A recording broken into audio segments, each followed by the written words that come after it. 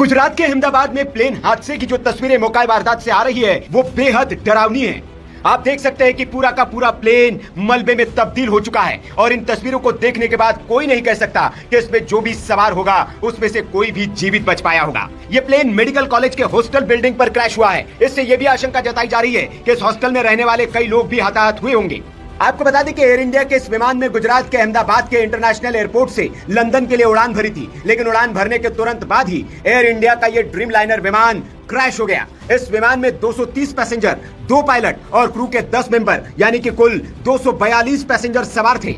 लेकिन इस प्लेन के क्रैश होने से ठीक पहले प्लेन के पायलट सुमित सबरवाल ने मेडे कॉल किया था। विमानन की दुनिया में पायलट ये संकेत आखिरी वक्त में देता है। इसका मतलब होता है कि मेरी मदद करो। जब पायलट को यह लग जाता है कि अब हालात उसके हाथ में नहीं है, काबू से बाहर हो चुके हैं, तब वो मेडे संकेत जारी करता है। बोइंग 787 को उड़ा रहे पायलट को बहुत अनुभवी बताया जा रहा है। उनके पास 82,000 घंटे उड़ान का अनुभव था। जानकार ये भी बता रहे हैं कि दरअसल विमान में कोई गड़बड़ी बहुत शुरुआत में ही पता चल गई थी। हालांकि इस संभावना से भी इनकार नहीं किया जा सकता कि स्थितियों को जज करने में पायलट या एटीसी से कोई गड़बड़ न हुई हो। पायलट कैप्टन सुनील सबरवाल ने मेडे का संकेत तो दे दिया, लेकिन गड़बड़ी को सुधारने या ठीक करने का उनके पास वक्त ही नहीं था। विमान कुछ ही क्षणों में नीचे गिरने लगा और देखते ही देखते आग के गोले और गाढ़े काले धुएं में तब्दील हो गया था। जानकार बता रहे कि इस तरह की कोई गड़बड़ बहुत ऊंचाई पर होती है तो पायलट को सोचकर कुछ करने का वक्त भी मिलता है, लेकिन जाहिर है कि पायलट ने उड़ते ही मेडे का संकेत दिया, यानी उसी समय उसे लग गया था कि हालात उसके कंट्रोल में नहीं है। मेडे शब्द फ्रेंच के मैडर यानी कि मेरी मदद करो शब्द से लिया गया है। 1927 में वॉशिंगटन के इंटरनेशनल रेडियो टेलीग्राफ कन्वेंशन में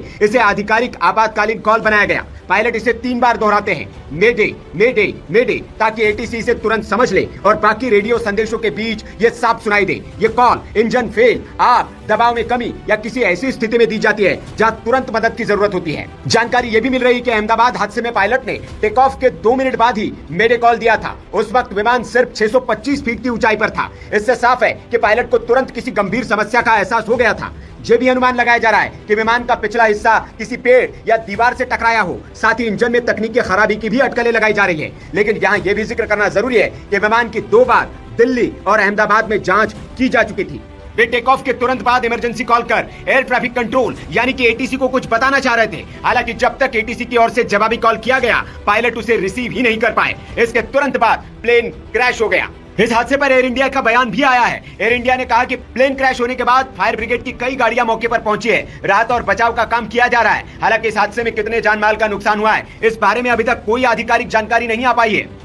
एयर इंडिया ने सोशल मीडिया हैंडल एक्स पर कहा है कि फ्लाइट AI-171 अहमदाबाद से लंदन गैटविक जा रही थी। 12 जून को दुर्घटना का शिकार हुई है। अभी हम विवरण की जांच कर रहे हैं और इस मामले में अपने सोशल मीडिया प्लेटफॉर्म एक्स और एयर इंडिया के वेबसाइट पर ज्यादा जानकारी साझा करेंगे। आपको बता दें कि बोइंग कंपनी के विमान पहले भी कई दुर्घटनाओं में शामिल रहे हैं। सबसे हालिया दुर्घटना दक्षिण कोरिया के जेजू एयर की उड़ान है, जो दिसंबर 2024 के आखिरी में दुर्घटनाग्रस्त हो गई थी। आंकड़ों के मुताबिक विमान लैंडिंग का प्रयास करते समय दुर्घटनाग्रस्त हो गया था और इसमें 189 लोगों की जान चली गई थी। ये विमान भी बोइंग 737-800 था और अहमदाबाद में जो विमान क्रैश हुआ है वो भी बोइंग 787-8 ड्रीम लाइनर प्लेन था। इस खबर के बाद अब बोइंग के शेयर प्री मार्केट ट्रेडिंग में 6% तक से अधिक तक फिसल गए हैं। दोपहर 3:30 बजे तक बोइंग के शेयर प्री मार्केट में 6.42% की गिरावट के साथ $196.51 पर थे। Bureau report, VK news. VK news, राष्ट्र के नाम।